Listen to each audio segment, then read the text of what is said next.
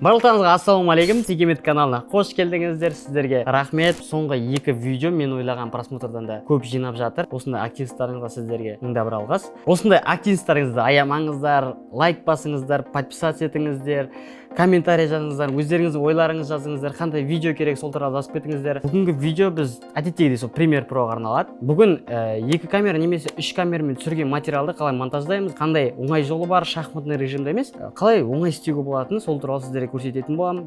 Видео басталмай тұрып, сіздерден сұрайтын подписка, лайк, төменге комментарийға өз ойларыңыз жазыңыздар. Ендеше видеомызды бастайық, кеттік.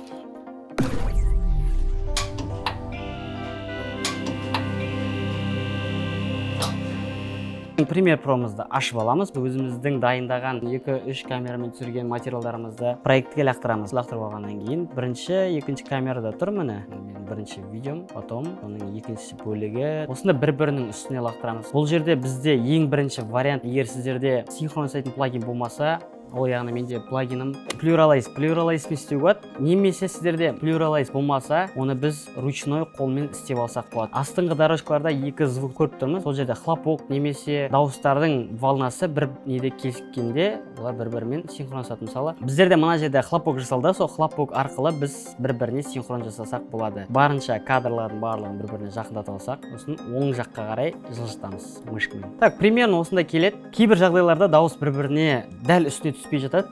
Осындай жағдайларда примерно осындай істейміз. Звуктарды барлығын астарына біріктірдік. Мына лишний нәрселердің барлығын кетіріп тастаймыз. Екінші вариант ол плагинмен, плагины яғни Pluralize. Pluralize ол платный тұратын плагин. Оны біз интернеттен пиратский вариант жазып алсақ болады. Менде Pluralize бар. Мен көбінесе осындай 3 камерамен жұмыс істеген кезде уақыт жоғалтпас үшін осындай Pluralize-ті қолданамын. Сол кезде міне ол Pluralize жазып алғаннан кейін установить етесіздер, плагин қондырасыздар. Содан кейін мына жерде тұрады. Так, Window дейтін басамыз жоғарыда. Windowдан кейін оның ішінде Extensions дейтін бөлім бар, үшінші тұрған. Соның ішінде Pluralize 4 тұр. Осымен басамыз. Сол кезде бізде синхронизация дейтін не бар. Оранжевыйды басамыз. Оранжевыйды басқаннан кейін бізде өзі синхронизация жүреді. Міне точно кәдімгідей бізге не істеп звугымызды біріктіріп берді міне. Тағы мынандай үшінші варианты бар. Сіздерде егер екіге бөлінбеген, яғни тек қана осындай бір дорожкада ұзақ уақыт түсірілген немесе қысқа уақытта түсірілген болсын, видео болатын болсын, екеуін ажыратып жатырмын. Екеуі выделить етіп, мышканың оң жағын басып, сол жерде синхронизация дейтін батырма бар. Соны бассақ, жоғарыда аудио дейтін немен соны окей басқаннан кейін жүреді синхронизация. Біраз уақыттарыңыз алуы мүмкін. Солай міне синхрон жасалды. Сіздерде 3 вариант бар, яғни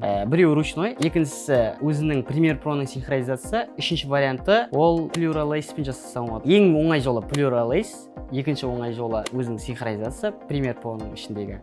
Үшінші ең самый уақыт жоғалтып не істеймін десеңіздер, ол ручной. Так, синхронизация бітті. Енді бізде оңай жол десем бекен, лайфхак десем бекен, немесе в общем, қалай қабылдайсыздар, солай алсаңыздар болады. Екеуін выделить етеміз. Выделить еткеннен кейін мышканың оң жағын бассақ, мышканың оң жағын басқаннан кейін nest дейтін бар. Nest яғни осы 2 файлды біз папкаға саламыз. Nest папка. Егер де сіздерде камералар көп болатын болса, атын жазсаңыздар болады. Егер де осындай тек қана бір видеода қолданатын болсаңыздар, атын жазбай ақ қойсаңыз, nest деп кете берсін. Бізде осы папканың ішінде 2 дорожка бар, яғни камера 1, камера 2, камера 1 мен камера 2-ні Nestқа салып алғаннан кейін енді біз Premiere Pro бұның ішінде 2 камера бар екен ажырату үшін осы папканы тағы да басамыз да үстінен мышканың оң жағын басамыз, мышканың оң жағын басқаннан кейін бұл жерде бізде мультикамера дейтін батырма бар. Соның ішінде Enable'ды басқан кезде біздің Premiere Pro'мыз бұны 2 камера екенін оқыды. Мониторингтің астында бізге камерамен жұмыс істеу үшін мультикамера керек. Ол мультикамера оңай бізге ішінде 2 камера бар екен анықтайды. Яғни оны шығару үшін біз астында плюсик тұр, сол плюсикті бассақ, осы жерде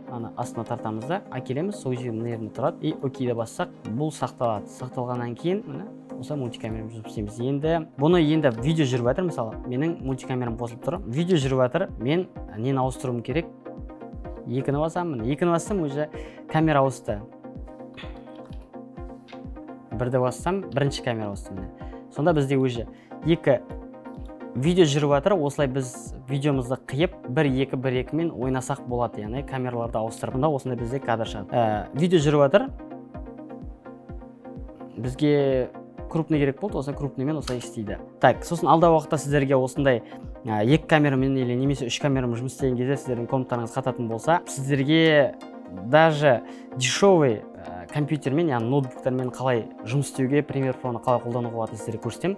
Осын тек қана давайте комментарийға астына плюс қойып кетейік. Мен сол кезде сіздерге дешевый ноутбукпен немесе Premiere Pro-ны ондай қатты көтермейтін ноутбуктермен или компьютерлермен қалай тез жұмыс істесе немесе қиналмай жұмыс істеуге болатынын көрсетемін. Видеомызды жалғастырайық. Міне мен 1 2 3 дейтін немен клавиатурамен мына жерде тұрған міне 3 немен кнопкамен жұмыс істеп жатырмын міне.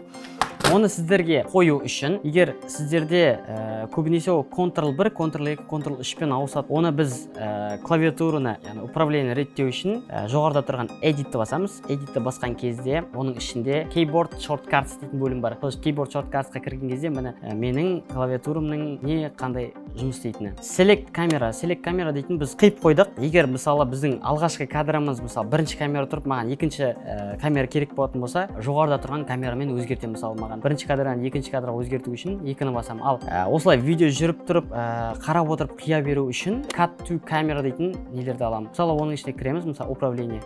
Мысалы оның астында міне Cut to Camera, міне жерде Cut to Camera-ға мысалы өзіңізге ыңғайлы немесе бірмен де осы сандармен де қиюыңыз болады, немесе әріптермен де қисаңыздар болады. Өздеріңізге ыңғайлы нелерді қойып алыңыз. Көбінесе осы сандармен жұмыс істейміз. Бірінші камера, екінші камера, үшінші камера. Енді әрі кетсе 4-5 камералармен жұмыс істеп жатқан кезде осындай сандармен жұмыс істейміз. Ал жоғарында тұрғандар бағанағы түсіндіргендей, оны не барысында көрсетемін. Осылай не істеп өзгертсеңіздер болады. Егер де сіздердің клавиатураңызда өзгеріс қаласаңыз, осылай Edit-тен Keyboard Sketch неден кейін осындай немен өзгертсеңіздер болады. Яғни одан кейін окей. Егер де мысалы мына Select камера дейтін өзгерткім келетін болса, мысалы мынау екінші камера тұр, мен аламын да оны бірінші камера өзгерткім келсе 1-ді басамын. Екінші камераны өзгерткім келсе 2-ні басамын. Осылай жұмыс істейді. Яғни 2-3 камерамен жұмыс істеу оп-оңай, ешқандай қиындатпайық. Не үйреттім, соны әзірге үйреніп алыңыздар. Потом өздеріңіз практика барысында жай-жаймен логикасын түсініп, қандай нәрсе қалай жұмыс істейді, соның барлығын өздеріңіз түсініп алсаңыздар болады. Әзірге менің түсіндіргенімді ешқандай қиындатпай, жай ғана өздеріңіздің практикаңызды қолданып, жай ғана істеп көріңіздер. Ары қарай өздеріңіз практика барысында өздеріңіз жаймен логично түсініп кетесіздер. Содан кейін сіздерге ешқандай қиын болмайды. Видео пайдаңызға жарады деп ойлаймын. Мен сіздерден пайдалы видео, сіздер маған лайк, комментарий, подписка берсеңіздер, қолдау, активность берсеңіздер, маған одан басқа ештеңе керек емес. Сіздерден тек қана жай ғана осындай видеоға қызығатын достарыңыз, бауырларыңыз, қарындастарыңыз, немесе әпкелеріңіз болатын болса, жай ғана соларға осы төменде тұрған ссылканы таратып, WhatsApp-қа, Instagram-ға көрсетсеңіздер болады. Немесе өздеріңіздің Instagram-дарыңызға репосттап, жай ғана қолдау көрсетсеңіздер болғаны. Ендеше бүгінгі видео осымен бітті. Сіздермен келесі видеода кездескенше сау болыңыздар.